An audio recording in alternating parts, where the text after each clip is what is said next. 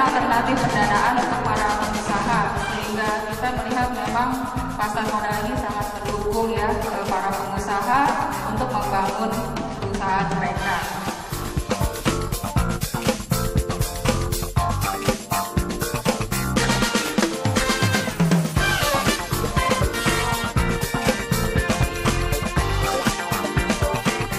Yang saya percaya bahwa orang listing itu ujungnya adalah pricing. Buat bursa pricingnya bagus, indeksnya naik.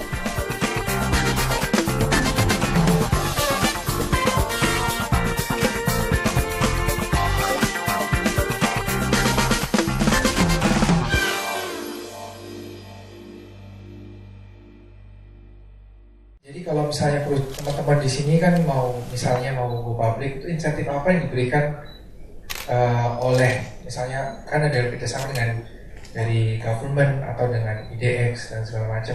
Contohnya cuma 5% tax dari kalau misalnya 40% di public cuma 5% tax saja.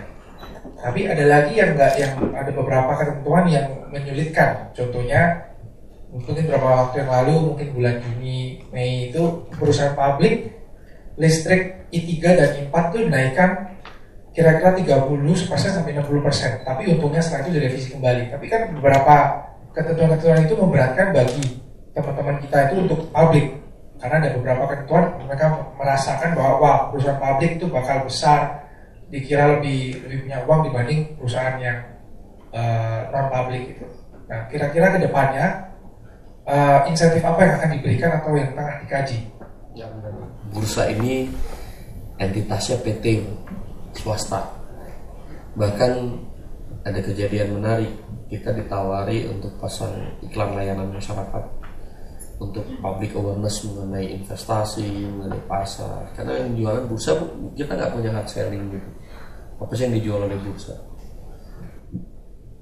Tadinya sudah setuju, ternyata Perda DKI mengenakan karena bentuknya PT kita harus dikenakan pajak. Itu pada itu iklan layanan masyarakatnya, ada produknya, nggak ada. Jadi memang cukup ironis bahwa tadi sudah saya katakan kita tidak pernah dapat support apapun dari pemerintah, even untuk apapun yang dilakukan, edukasi, semua pasar modal, sekolah pasar modal gratis untuk publik itu dari mulai materinya, makannya, pengajar kita sediakan sampai tempatnya dan for free. Kalau kembali kepada tadi, ada beberapa di dalam prosesnya adalah otoritas industri. Banyak hal memang di dalam ini seperti ESDM atau tadi PLN itu kan dari ESDM juga. Kita berkali-kali juga mendapat masukan lah dari emiten-emiten yang terkena dampak dari satu polusi regulator. Nah ini kita coba fasilitasi kita ke OJK, kita coba. Kadang-kadang kita dipanggil oleh DPR, hearing gitu ya. Jadi untuk satu undang-undang yang, tapi posisinya bursa memang tadi harusnya kan Bapak bilang ini kan semua pemerintahnya Pak. Mau pajak, mau cukai, mau tarif, semua tuh pemerintah. Posisi bursa itu di mata pemerintah tadi. Kita aja dikenakan hal yang ini, bahkan kita juga salah satu yang boleh dikatakan sekarang ini ya mengalami masa sulit gitu dengan beberapa ketentuan gitu.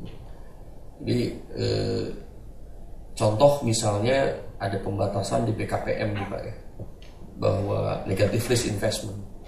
Sementara di bursa ini kan ada asing, ada lokal gitu. Kita harus bicara panjang bahwa negative risk itu untuk direct investment, bukan untuk portfolio. Ini sangat panjang sekali diskusinya. Jadi ya dengan sangat menyesal memang kita belum punya peran yang cukup signifikan untuk mempengaruhi. Tapi kita sebatas tadi, karena posisi tawar kita dengan pemerintah juga tadi sudah saya katakan, kita tidak terlalu punya posisi tawar yang kuat gitu dengan pemerintah dalam hal ini. Kalau dikatakan bahwa pembuat undang-undang pemerintah dan DPR, paling kita dipanggil hearing ya, terutama untuk kebijakan. Bahkan yang terkait, kita dipanggil sering berinteraksi hanya di area OJK atau Departemen Keuangan mungkin. Tapi kalau udah ke SDM, mereka nggak pernah tuh panggil kita mengenai ini atau pajak gitu ya. Kita nggak pernah. Bahkan kita juga punya proposal bareng-bareng dengan market satu proposal hasil kajian untuk minta insentif-insentif itu. Ya seperti kita mau kalau sudah IPO ya tarifnya diturunkan, tapi terus kemudian ya ada beberapa insentif yang kita minta ke mereka, jadi pajak transaksi segala macam. Jadi setelah boleh dikenakan pajak, tapi nanti setelah 2 tahun dapat penurunan, misalnya dia harus IPO gitu, seperti di beberapa negara. Nah ini juga kita udah studi, udah sampaikan, tapi sampai sekarang ya belum ada tanggapannya. Malah ada kebijakan-kebijakan yang membuat kita juga jantungan. Waduh, kalau kayak gini semua nggak mau jadi perusahaan tercatat gitu.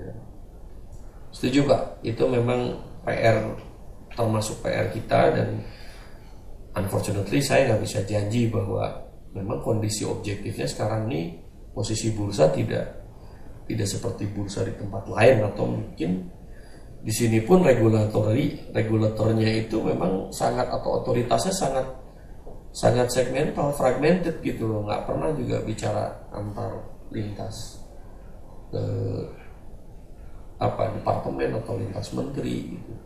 Kadang-kadang ada keputusan dari Kementerian Kehutanan atau dari dalam negeri mengenai pengakuan ini dampaknya ke emiten tambang, ke emiten properti gitu.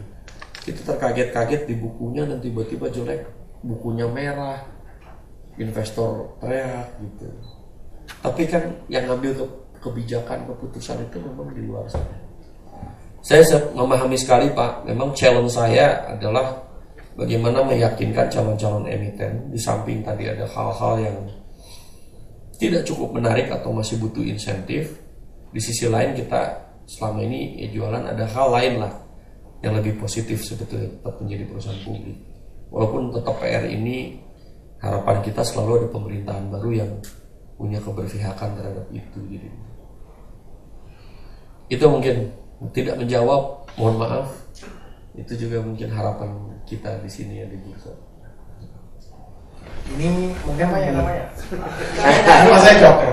Pak jawab, silakan. Mungkin lebih ke arah minta komentar aja nih, nggak usah dan tips. Karena begini, stigmanya market adalah kalau untuk perusahaan yang mungkin nyari deal di bawah 1 triliun, itu kan mungkin masih dianggap kecil.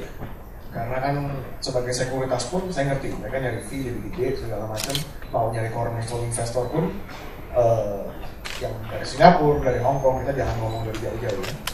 Singapura, Hong Kong, itu kan mereka mintanya, oh kalau kamu cuma segini, ya kita juga nggak berani masuk. Gitu. Nah mungkin pertanyaan saya adalah, kalau begitu kan kita nyarinya investor lokal, institusi. Sudah seberapa sophisticated kah? Apakah dari IDX itu udah ada semacam ya penjabaran atau ke beberapa institusi lokal yang memang mungkin bisa masuk, mungkin yang nggak 10 juta, mungkin 5 juta lagi. Ini kan karena sekarang ini kan beredar stigmanya adalah oh di bawah 1 triliun kecil ya.